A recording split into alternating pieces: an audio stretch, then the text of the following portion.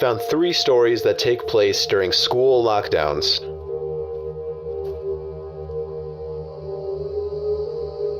It was a typical boring day in calculus, only it was Friday, 7th period, meaning the week was almost over and spring break would finally be upon us, so everybody was getting antsy in their seats, I could tell. We didn't have a test that day like a lot of my friends did with their other teachers, so our teacher in the middle of class just decided to start playing games with us on sporkle.com. He was a very laid-back teacher like that. As we were doing some brand logo quiz on Sporkle, I remember the exact moment it happened. Right after my friend answered a question, I remember the exact answer too, Adidas. The dean's voice came through the loudspeaker. He sounded panicked and frantic as he told all the teachers this was not a drill and to go into lockdown. I actually got the chills, and I got goosebumps on my arms as our usually laid-back teacher too seemed panicked as he ran to turn off the lights and ushered us to the back corner of the room. We all sat in silence for about 2 minutes, and then the usual buzzing that came from a panel in the back of the room ceased, indicating that the school must have cut all the power. We all looked at each other, realizing this must be serious. A few more minutes of waiting later, we heard a man screaming at the top of his lungs coming down the hallway. 2 girls in the class actually started crying, which made all of us even more scared. As the screaming got closer to the classroom, the lunatic-sounding man started banging on the lockers while screaming, "I'll kill all of you." It was at that moment that I started to fear for my life. My teacher shushed us as we all looked at each other to see our peers' reactions. The banging then moved from the lockers to our classroom door. And that's when one of the crying girls screamed no. The banging on the door only grew worse as the man started screaming, "Open up." 2 of the girls in the class were crying out loud now. It felt like an eternity that man was pounding at the door. But eventually, he finally continued down the hallway, screaming like a mentally insane person, until we could not hear him anymore. I'd say 10 minutes later, though it felt like half an hour given the situation, the dean came back on the loudspeaker explaining the situation, which was surprising for him to do. He explained that some apparently mentally unstable person entered the building and assaulted the woman sitting at the front desk, causing her to flee the building screaming, and staff wasn't sure if the man was armed or not. Now this was before the school had cameras or could afford proper security, so the school was wide open to something like this happening. The staff had done a sweep of all the hallways and classrooms and couldn't find him, so the dean instructed the teachers to resume teaching but to keep all the doors locked, and to not let any students leave for any reasons. The most disturbing part, however, is that one of the janitors working the night shift found the man sleeping in one of the storage closets near the back end of the school, and according to rumors that were spread by my peers, sticking out of his pocket was a .44 Magnum.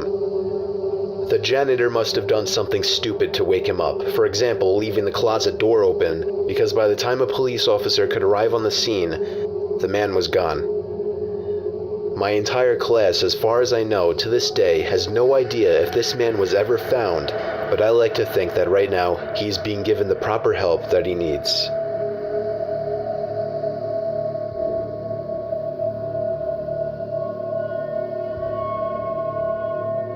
My school has 2 lunch periods. First lunch period is for all 6th graders and some 7th graders. The second lunch period is for the other half of the 7th graders and all 8th graders. The lockdown happened in the beginning of October. The day the lockdown occurred, it was overcast and rainy. During the first lunch period, I heard 4 loud booms. I personally thought it was thunder, but the entire lunch crowd started screaming. I was thinking those kids were just serious pussies, but the campus security came in and started yelling at people to go into the multi-purpose room, and the kids who were in line buying lunch had to throw out their lunch and come inside. Me and some friends went inside the room along with a huge group of other kids. Everyone was curious as to what was happening. Our multi-purpose room is huge, and the back wall of the room is made of see-through glass. When me and my friends were rushed inside the campus, security was covering the glass with the curtains, and there were adults at every exit. My friend Eric was curious, as well as the rest of us, so he asked one of the adults what was going on. When he came back, he said, "You know how right in front of TMS there's those houses?" I replied, "Yeah." "There's this mentally disabled, crazy man that barricaded himself in front of his house, and he's threatening to commit suicide and kill the cops if he's evicted. He was walking around outside of school watching kids in a weird way," Eric told us. It turned out the man was also a registered sex offender, making matters worse. We were stuck in the multi-purpose room for a whole hour, taking up 2 periods. After the whole thing was settled, we were escorted to our classrooms one by one. I later found out that the man lives next to my friend Brandy, who told me about the previous Halloween when she saw the same man at his window cutting his arm and writing in his own blood, "Don't come here or I'll kill you," on his window. Of course, being Halloween, people, including Brandy, assumed it was just for the holiday.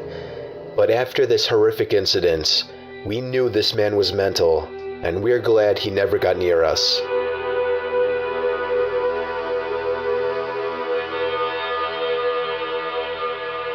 I'm 22 years old, fresh out of college, and I recently got a job at my old high school as a sort of computer intern in the school basement. The basement of the school is very messy and disorganized, but there is a small 3-person office that's actually very nice down there. It has 3 nice big desks, 2 mini fridges, a flat screen TV mounted on the wall, and oh so satisfying air conditioning, a luxury the students and teachers cannot enjoy in the school. And of course all the school servers and other computery stuff. I got the job because 3 of my old computer teachers flat out adored me. I could actually consider them as real friends, not just teacher figures, so they all helped tremendously in landing me this job. It's been great, until something that happened a few weeks ago. My 2 co-workers that shared the office with me, Dave and Gary, weren't in the office at the time. They were upstairs working on papers or whatever. I was eating my sandwich during my lunch break when I got a phone call from one of the women in the front office telling me the school was on lockdown and that somebody, possibly armed, had entered the school. There wasn't much that I could do other than turn off the lights because, surprisingly, as nice as this little office was, it didn't have an actual door to it, just a big opening, and the door to the whole basement didn't even have a working lock. For my own safety, I did turn off all the lights in the office and my computer screen. I kept my phone on the desk, texting both Gary and Dave, but they wouldn't respond. I sat down there in the dark, playing games on my phone for like 20 minutes, waiting for the call from up front to tell me to resume working.